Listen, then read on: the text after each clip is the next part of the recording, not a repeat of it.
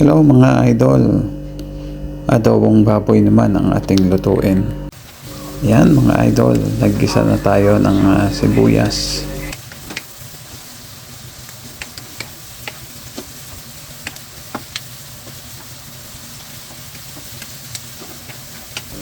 Dinamihan ko po yung ating sibuyas para mas masarap po ang ating adobo.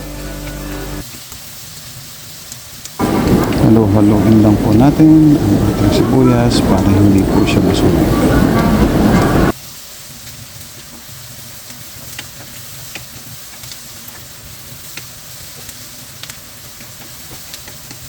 Yan mga idol, goods na ang ating sibuyas, kaya isunod na natin ang ating bawang.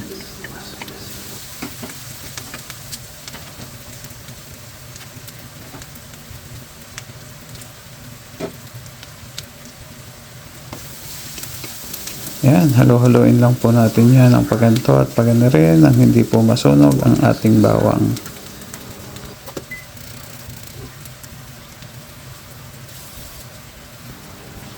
Mga idol, goods na po ang ating bawang at sibuyas.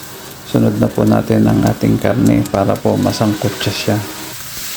Haluin lang po natin para mag-mix yung ating karne at ang ating bawang at sibuyas.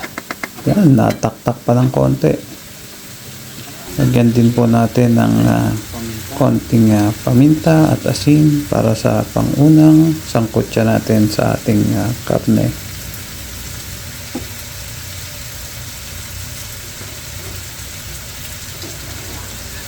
Lagyan natin ng takip para mas madali siyang maluto.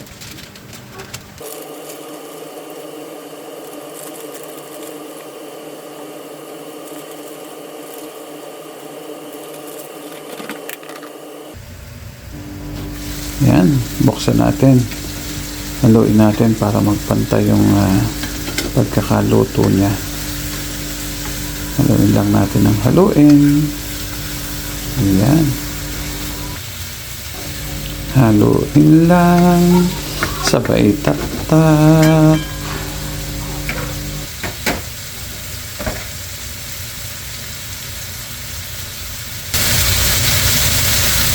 Sabay tayong taon ng laurel.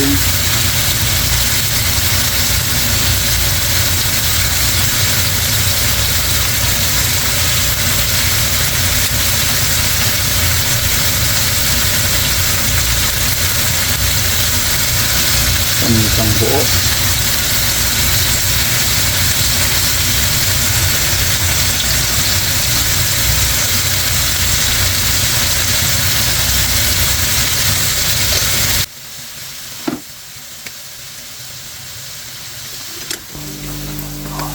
Yan, haluin uli natin. Pagkatapos nating mailagay ang laurel at paminta, takpan uli natin.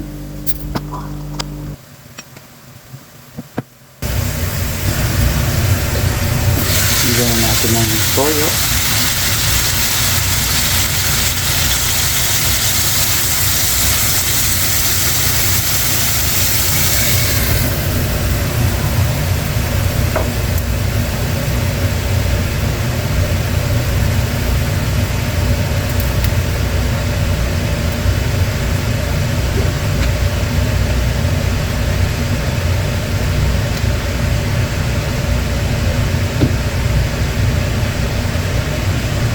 Suka.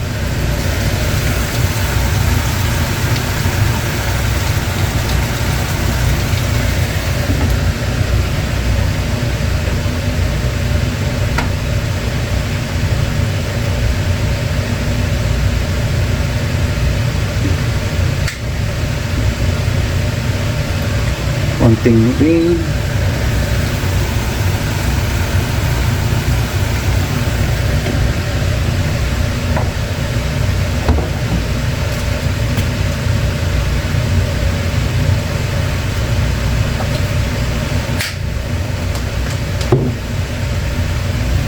Konting sake.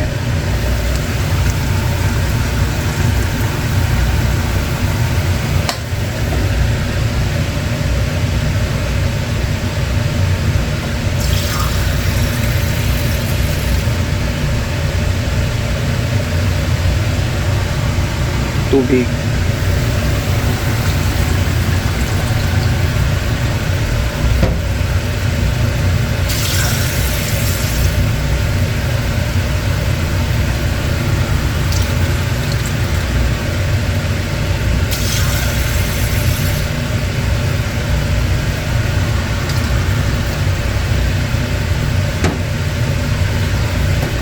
Natin hanggang sa kumulo at lumambot ang ating karne ng baboy.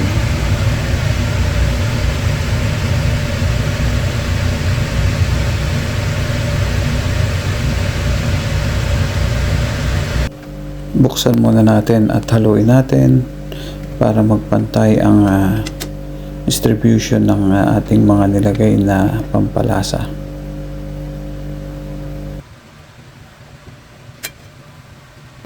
Pagkahalo po natin, takpan uli natin ng mga ilang minuto. Makalipas po ang ilang minuto, buksan uli natin at haluin ng kaunti. Yan, tingnan natin kung medyo malambot na yung ating karne.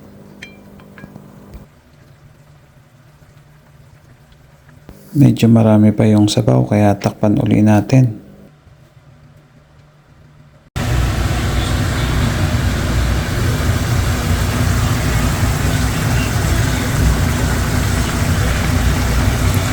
Ito na po ang ating adobo.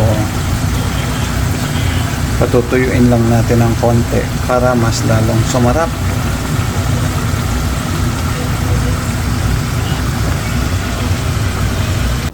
Ito na po ang ating adobong baboy. Maraming salamat po sa inyong panonood. Hanggang sa muli, magkita-kita po ulit tayo sa aking mga susunod na video.